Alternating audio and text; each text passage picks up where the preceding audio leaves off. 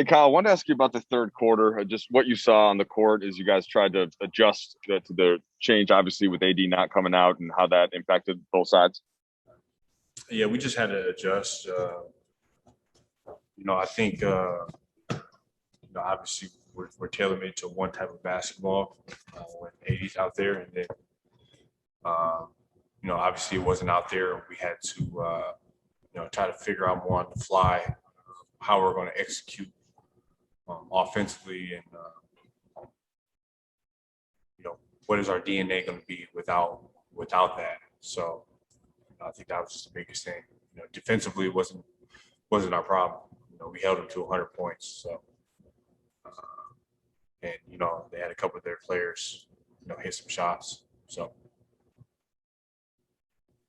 Got it. And was there anything that you started to see as the second half went on, Kuz, depending on his availability for game 5, that you think you can carry forward that could work a little better? Yeah, we just gotta play in space, play with pace. I think if we can do that, get downhill, and just get the ball popping, we'll be all right. Dave? Kuz, this feels like more of the same considering how this season has gone for you guys. Does that prep you better for this moment, or does it make you feel like, oh man, like the basketball gods aren't helping us out this year? A little bit of both. Obviously we've been derailed this year, but at the same time we've been through it. So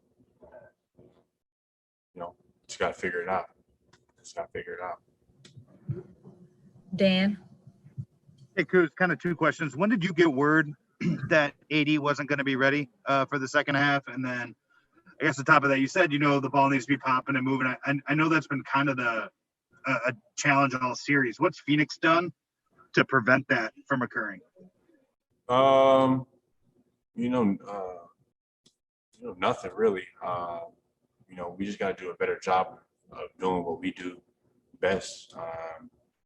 And whether he's out there or not, we're gonna have to play a different style of basketball. So. And then when did you hear during halftime that he wouldn't be able to go? 30 seconds on the clock. Bill? Kyle, how would you describe kind of the mood of the team after kind of this latest news? I mean, you've had several injuries this year, but to have another one now at this point in the season, how's the team kind of taking this one emotionally? So I think we're optimistic still. Being in the locker room, having conversations, just trying to figure out. We do that every game, whether we win, whether we lose. We're a team that we try to digest and figure out what is happening, what has happened, and we just try to go from there. And I think that's our mindset. We'll be ready game 5. Dave? I bet. I already went. My bad. Okay. Bill? I also already went. Sorry. All right. Ramona?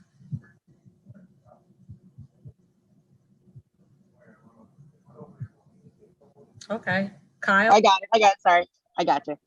Sorry about that. Hey, Kuz, Frank was just in here, coach was just in here saying, when he coached the Pacers and D Wade or Chris Bosh was out, it just meant more touches for Bron. Does that give you a little confidence knowing you have a guy like LeBron out here to back up AD when he can't be out there with you guys?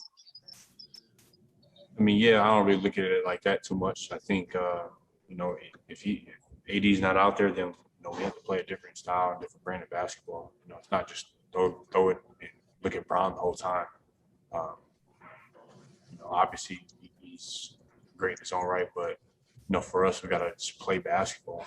So, yeah. Kyle?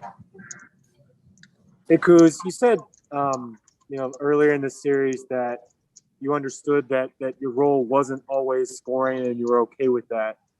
If AD isn't able to play for game 5 or beyond, how does your mentality shift, and is there something else you're tapping into there?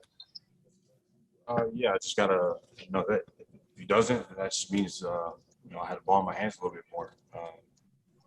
Whether he's a scorer or make the right play, like I always try to do. It's not just go out there and just now I gotta just try to score 30. It's not that. Don't expect that.